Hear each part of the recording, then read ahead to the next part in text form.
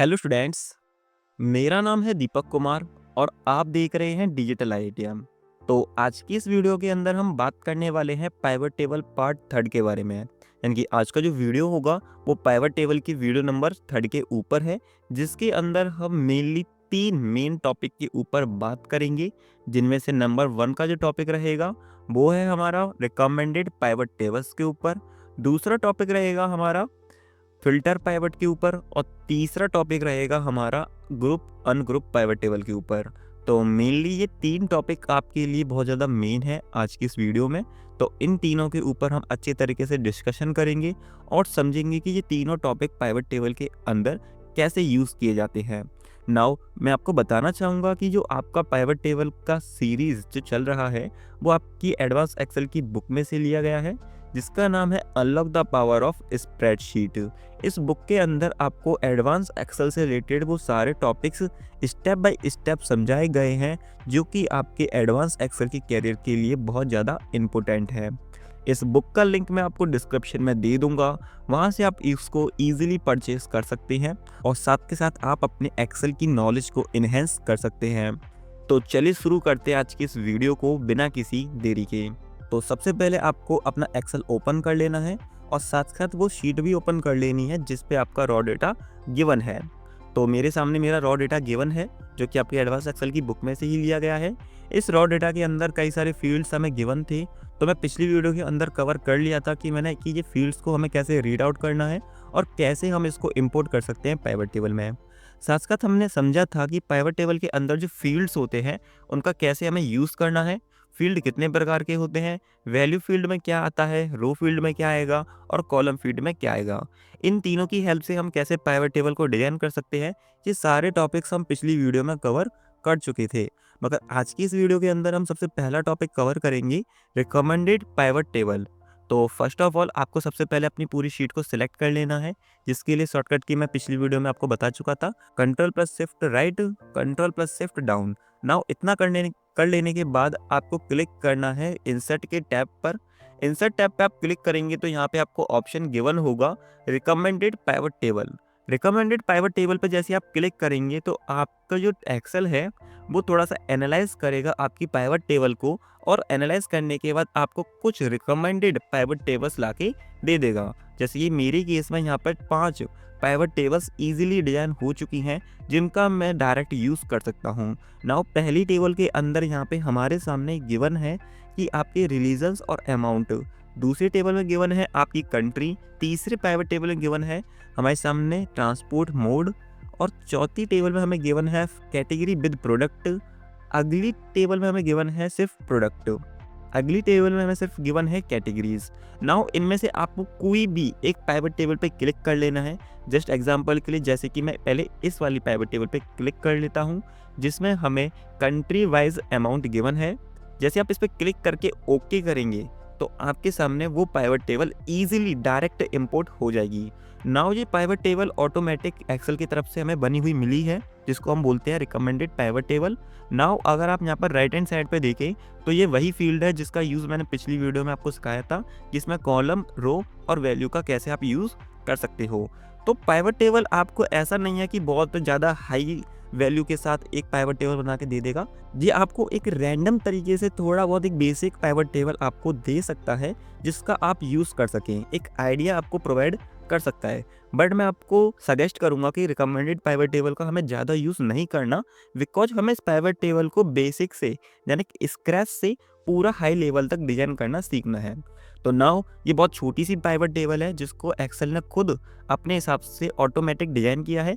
Now मैं अगर कोई और पाइवट टेबल यहाँ पे रिकमेंडेड में से यूज़ करूँ तो आपको फिर दोबारा से इंसर्ट पे क्लिक करना है, रिकमेंडेड पाइवट टेबल पे क्लिक करना है और यहाँ से मैं अब लूँगा एक ट्रांसपोर्ट वाइज अमाउंट को, क्योंकि यहाँ पर अगर आप थोड़ा सा गौर करें तो यहाँ प्लस आइकन्स थोड़े से गिवन है, जिनके बारे में आपको थोड़ा डिस्कशन करके दिखाऊंगा कि ये प्लस आइकन क्या है और जो ऊपर जो आपको पॉइंट जो दिख रहा है, जिसको ट्रायंगल के रूप में आपको दिख रहा होगा, इसका क्या यूज़ है। तो ये चीज़ मैं आपको अभी डिस्कशन करूंगा। तो जैसे आप इस पर क्लिक करके ओके करेंगे तो एक और नई पाइवट टेबल आपके सामने इनपुट हो जाएगी। नाउ इसके अंदर भी 2-3 चीज़ों का यूज़ किया गया है, पहला तो रो और दूसरा वैल्यू, और रो के अंदर यहाँ पे हमारे सामने दो कंडीशंस हैं। पहली कंडीशन ट्रांसपोर्ट है और दूसरी कंडीशन ऑर्डर डेट है। नाउ तीसरे कॉलम्स के अंदर जब वैल्यू में हमें गिवन है सम ऑफ अमाउंट, तो ये चीज़ भी आप इजीली ड्रॉ कर सकते हो अगर आपने पिछली वीडियो देख रखी है तो चलिए, अभी मैं आपको पहले ही बता चुका हूँ कि रिकमेंडेड पाइवट टेबल्स आपको इंसर्ट टैब के अंदर यहाँ गिवन हो जाती हैं, जिनका आप यूज़ कर सकते हो अगर आपको इनकी ज़रूरत है तो। नहीं तो आप इसकी जगह मैं आपको रिकमेंड करूँगा कि आप खुद से पाइवट टेबल डिजाइन करें। तो चलिए चलते हैं अपने अगले टॉपिक की तरफ। अगला टॉपिक हमारे सामने गिवन है फिल्टर दी पाइवट टेबल। आप अपनी पाइवट टेबल को कैसे फिल्टर कर सकते हैं। जैसे कि मैं सबसे पहले इस रॉ डेटा को पाइवट टेबल में कन्वर्ट कर लेता हूँ। तो मैंने यहाँ पे इसको इंपोर्ट करके पाइवट टेबल में ले आया हूँ। यहाँ पे मेरी वैल्यू के अंदर अमाउंट रखा हुआ है और साथ के साथ मैं यहाँ पर कंट्री को रो के अंदर रखूँगा, जिससे कि मेरे सामने कंट्री वाइज अमाउंट आ चुका है।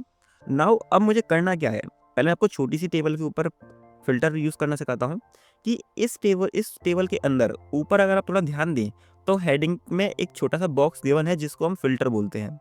इस फिल्टर के पॉइंट पर आप जैसे क्लिक करेंगे तो आपके सामने नीचे एक फिल्टर का ऑप्शन ओपन हो जाएगा।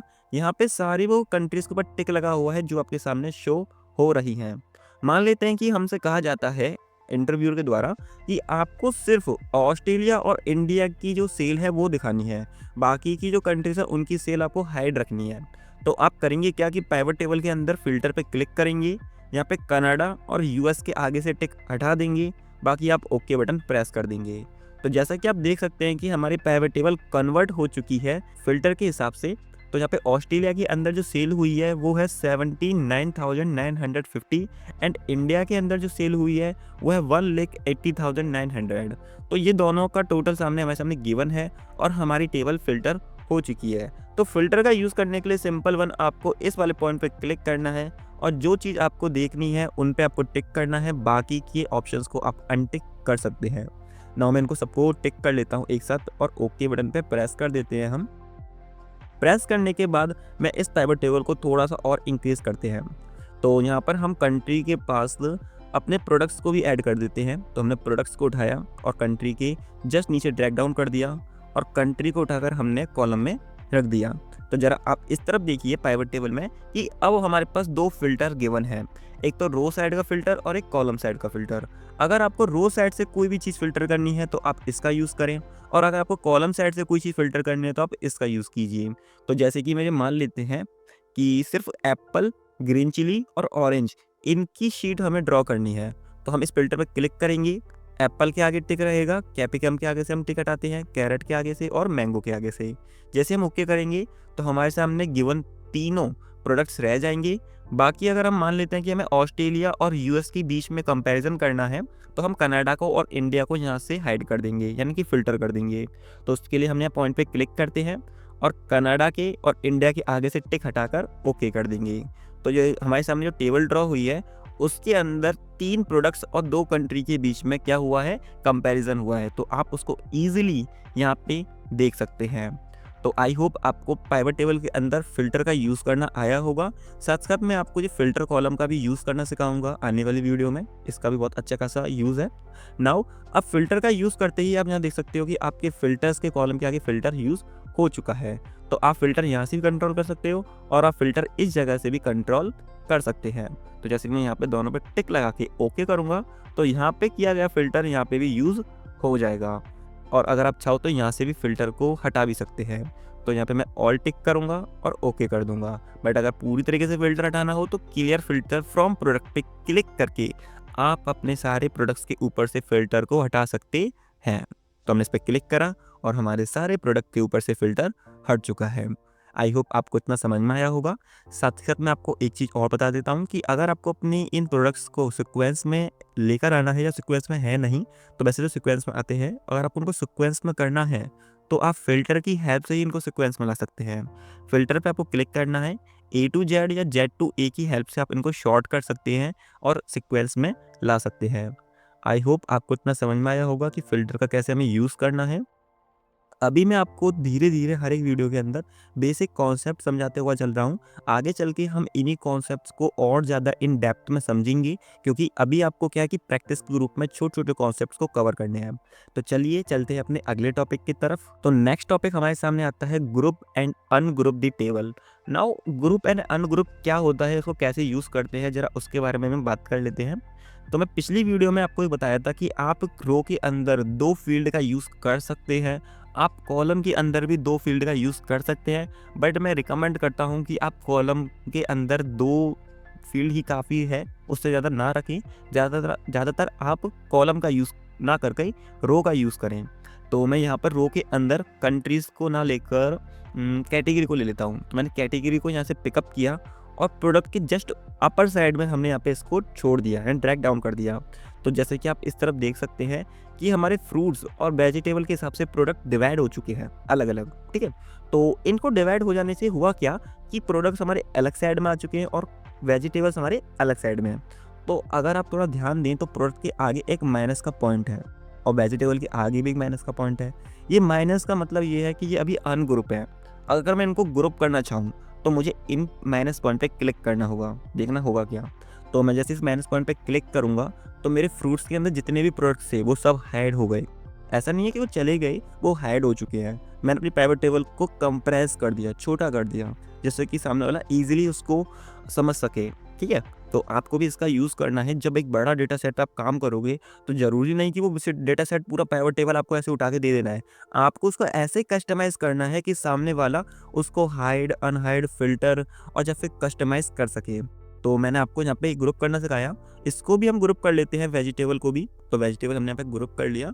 तो हमारे सामने ऑस्ट्रेलिया के अंदर कितने फ्रूट सेल हुए, कनाडा में कितने हुए, इंडिया में तो कुछ हुआ ही नहीं है, यूएस में कितने सेल हुए, वेजिटेबल कितने सेल हुए, बस यही हमारे सामने शो हो रहा है। बट हमें ये नहीं पता चल रहा है कि कौन कौन से प्रोडक्ट सेल हुए। क्यों? क्योंकि वो हमने हाइड कर दिए। अगर उनको अनहाइड करना हो, उनको अगर आपको अनग्रुप करना हो, तो उसके लिए आपको या प्लस आइकन पे दोबारा से क्लिक करना है, जिससे कि वो अनग्रुप हो सकें। ऐसे आप अगर फ्रूट के आगे क्लिक करेंगे तो फ्रूट भी अनग्रुप हो जाएगा। तो आई होप आपको समझ में आया होगा कि इनका हम कैसे यूज़ कर सकते हैं। साथ साथ मैं आपको उसको कॉलम के हिसाब से भी सिखा देता हूँ। तो हम यहाँ से करेंगे क्या कि अपने ट्रांसपोर्ट मोड को कंट्री के जस्ट नीचे यहाँ पे रख देंगे। तो यहाँ पर आपकी पाइवट टेबल थोड़ी सी बड़ी हो चुकी है, तो कॉम्प्लेक्स तो है ही है, कॉम्प्लेक्स हो जाती है। मैं आपको पहले ही बता के चल रहा हूँ कि कॉलम का ज़्यादा यूज़ ना करें, ज़्यादातर आप रो का यूज़ करें। तो कॉलम करेगा क्या कि आपकी टेबल को वाइड ज़्यादा कर देगा। यानी कि हाइट में ज़्यादातर हमारी पाइवट टेबल अच्छी लगती हैं, जो वाइड एरिया में हमारी जो पाइवट टेबल है वो ज़्यादा अच्छी नहीं लगती। तो मैं इस पाइवट टेबल का फिर भी आपको यूज़ करना सिखाता हूँ कि यहाँ पे ऑस्ट्रेलिया के आगे एक माइनस का पॉइंट है, कनाडा के आगे भी है, इंडिया के आगे भी है। तो इन माइनस पॉइंट पे क्लिक करके आप नीचे गिवन इन ट्रांसपोर्ट मोड को हाइड कर सकते हो। तो मैंने यहाँ पे ऑस्ट्रेलिया के आगे क्लिक किया, कनाडा के आगे क्लिक किया, इंडिया के आगे भी क्लिक किया और यूएस के आगे भी। तो आपकी पाइवट टेबल सेम पहले ही जैसी हो चुकी है। बट अगर आपको मान लेते हैं इंडिया के अंदर कितने ट्रांसपोर्ट मोड के हिसाब से वेजिटेबल सेल्स हुए हैं, वो अगर आपको देखना है तो आपको इस प्लस आइकन पे क्लिक करके इसको एक्सपेंड कर देना है और ईजिली आप इसको देख सकते हैं। तो आई होप आपको समझ में आया होगा कि हमने पाइवट टेबल के अंदर ग्रुप अनग्रुप भी कर सकते हैं, फिल्टर का भी यूज़ कर सकते हैं और साथ में रिकमेंडेड पाइवट टेबल्स का भी यूज़ कर सकते हैं। तो आज के लिए इतना ही, मिलते हैं अगली वीडियो में। साथ साथ आप इसकी प्रैक्टिस करते चलिए और अगर आपको कोई दिक्कत आती है तो कमेंट सेक्शन में प्लीज़ पूछिए, मैं आपको उसका जवाब ज़रूर दूंगा। और अगर आपको वीडियो अच्छा लग रहा है तो दोस्तों के साथ शेयर ज़रूर करें, क्योंकि शेयर करने से आपकी जो नॉलेज है वो इनहेंस होगी। और मैं आपको बताना चाहूँगा कि ये टॉपिक आपके एडवांस एक्सेल की बुक में से ही लिया गया है। उसके अंदर ये टॉपिक, ये आपकी टेबल भी गिवन है, वहाँ से आप इसको पढ़ सकते हो, रीड कर सकते हो, ड्रॉ भी कर सकते हो, सीख भी सकते हो, ठीक है। तो मिलते हैं अगली वीडियो में, आज के लिए इतना ही। Thank you for watching this video.